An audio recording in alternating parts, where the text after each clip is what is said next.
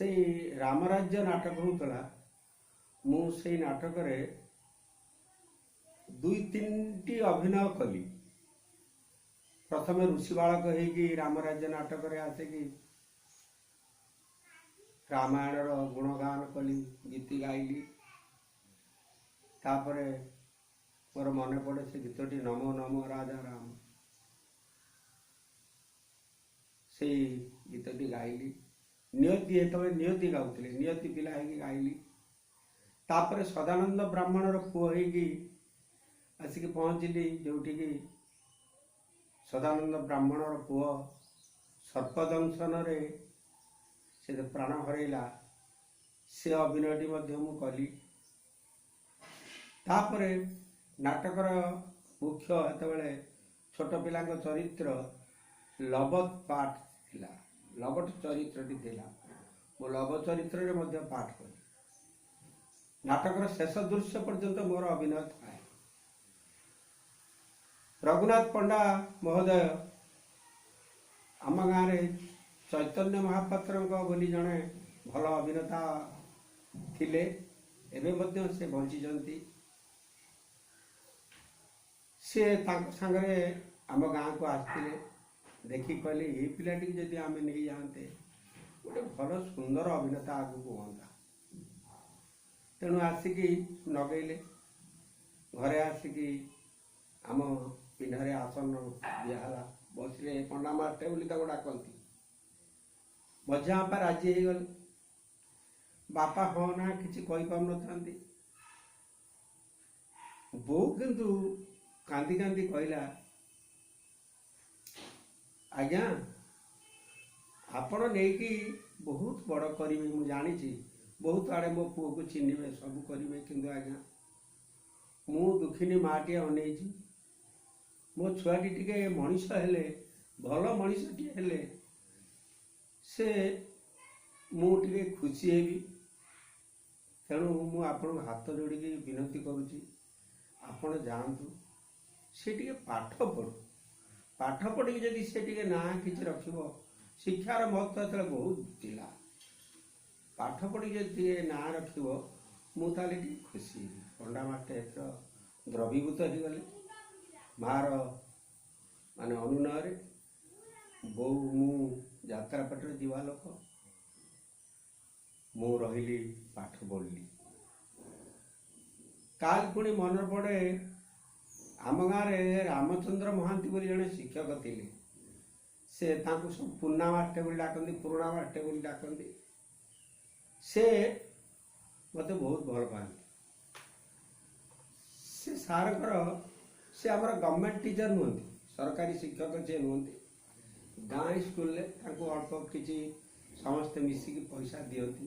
पिला घर आदे हुए से ही पैसा रे से चलती। आमे ताकरी सांगरे सेते बेलाकार जो श्रीपंचमी बेलू गोटे थाली रे सरस्वती मूर्ति की धरिकी आवक्ष मूर्ति की धरिकी आमे कौन करूँ ना सब आसिकी गाँव में बुलू। 10-12 दिन गाँव सब बुलू, बुलिकी करी मस्तके कपड़े सोहे चिता, खड़ग डम्बरू सोहे ब्रह्मविता, एमती केते केते कौन गीत गायकी सार को सब चाउल से बेलाकार पैसा हलदी आउ पनीपरिया डाली ये सब समस्ते सीधा दियंती। आमे नहीं गुरु को दक्षिणा हिसाब से सब दो, गुरु मध्य आम सागर आसती। ये सब थिला से सार से जेहेतु चाकरी करना गवर्नमेंट कतु किसी पैसा पाऊना, तेणु से जागे दी जगह पिला पाठ पढ़ाती। आम घरे से कौन करती ना दैनिक आसिक पढ़े मत जाती, मत पढ़े जाती। मो बो हूँ से मुख्य भूमिका। सारे भोरू बहुत वयस्क लोक टे बेणुस उठती, बहुत बेणुस उठती। बयस एत प्राय 70 पार हो जाता मु पढ़ुला बेलू।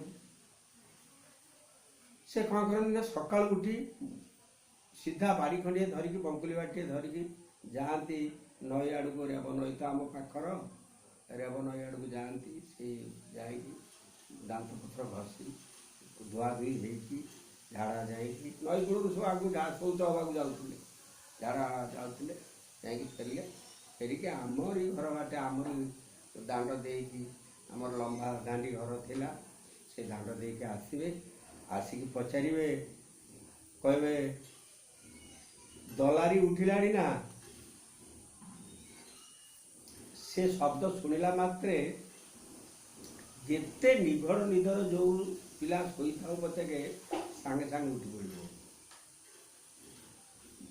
ପୁରା ମୁହଁ ଧୁଆ ହେଇନଥିବ, ବୋଇ ଯାଇଥିବ ସବୁ କଳ ଦେଇକି ସବୁ ନିଶ ବଳିଲା ଭଳିଆ ସବୁ ଗରଳ ଭଳିଆ ବୋଇ ଯାଇଥିବ। ଉଠିକି ଦାଣ୍ଡିଆ ମାରିକି ସାଙ୍ଗେ ସାଙ୍ଗେ ଯାଇକି ମୁହଁ ଧୋଇକି ଆସିକି ବସିଯିବୁ। ଆଉ ମୁଁ ହଁ ହଁ ଉଠିଲିଣି ଆଜ୍ଞା, ଆଉ ଆସନ୍ତୁ ଜୁହାର ହବ ମାଷ୍ଟରଙ୍କୁ ଆଗେ। ବୋଉ କହୁଛ ଏଇ ଗୁରୁଜୀଙ୍କ ଆଗେ ଜୁହାର, ଗୁରୁଜୀ ଡାକୁଥିବୁ ଆମେ ଜୁହାର ହେଇକି ବସିମି। ଆଉ ଝାଡ଼ା କ'ଣ ପରିସ୍ରା କ'ଣ, ଚୁପଚାପ ବସିବ।